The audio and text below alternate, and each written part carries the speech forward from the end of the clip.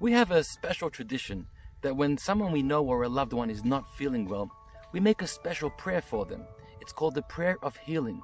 We do this typically in the synagogue on the days that we read the Torah, like Mondays and Thursdays and Shabbat. And the prayer is called the Mesheberrah Prayer. Those are the first two words of the prayer, Mesheberrah Avotenu. He who blessed our ancestors, may he bless and heal those that we're praying for. And it's a very elaborate prayer. We go into the state of the person, how unwell they are. They're not feeling good, they're in a lot of pain. And we ask God to bring them healing, to bring them strength to all their bodily organs, and to restore them to their complete selves, to bring them the healing of spirit and the healing of body. It's a beautiful prayer. The one exception is Shabbat. You see, on Shabbat there's a law that says that we're not supposed to ask God for personal requests. A whole week round we ask God for all the things that we need. We need money, we need a job, we need happiness, we need a shidduch, we need children, we need health, whatever it is that we need. On Shabbat we don't ask God for our needs. And the reason for that is because sometimes in a relationship you have to take a step back and actually nurture and rebuild that relationship. Like if you have a loved one and you're asking for so many favors from them, at some point you have to stop asking from them and then rebuild that relationship so you can continue to ask for favors from them. But on Shabbat, we still want to pray for those that need our healing. They need our prayers. What are we to do? So the rabbis came up with a wonderful prayer and an ingenious idea. We make a prayer and it goes like this.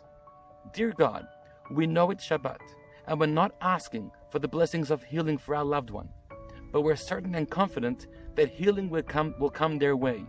V'nomar Amen, and we conclude with Amen. It's a strange prayer. We're not asking for healing, but we know that they will be healed. What does that mean? And the answer is that on Shabbat, we don't need to ask and request for the blessings of healing, because Shabbat itself, the energy and the spirit of the day, is the energy of healing.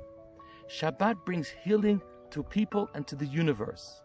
A whole week round, it's the natural order of the world, the natural forces and elements that are fighting with each other or hopefully working together with each other, and nature plays out its course. On Shabbat, everything changes. Everything is uplifted, transcended to a state higher and beyond nature. It's almost like we're climbing up the mountain and we're able to see things from a bird's eye view with greater clarity, with greater intention.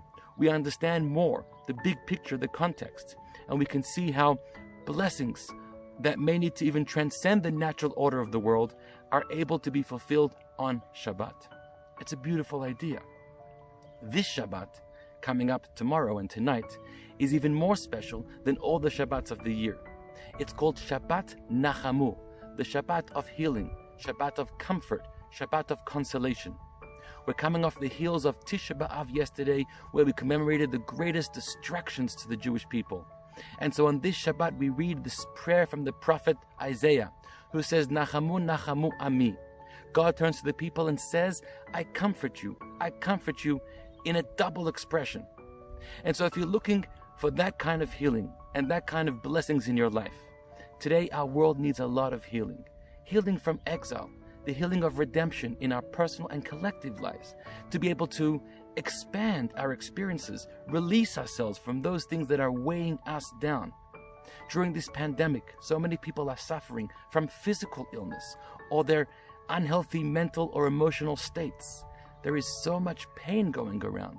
And so coming into this Shabbat, have in mind and make those prayers and tap into what Shabbat can offer us, a space to be able to transcend, lift up our lives, lift up our hopes and inspirations, so that for ourselves and for others, we'll all be able to recognize and live a more blessed, a more healed, a more redemptive life.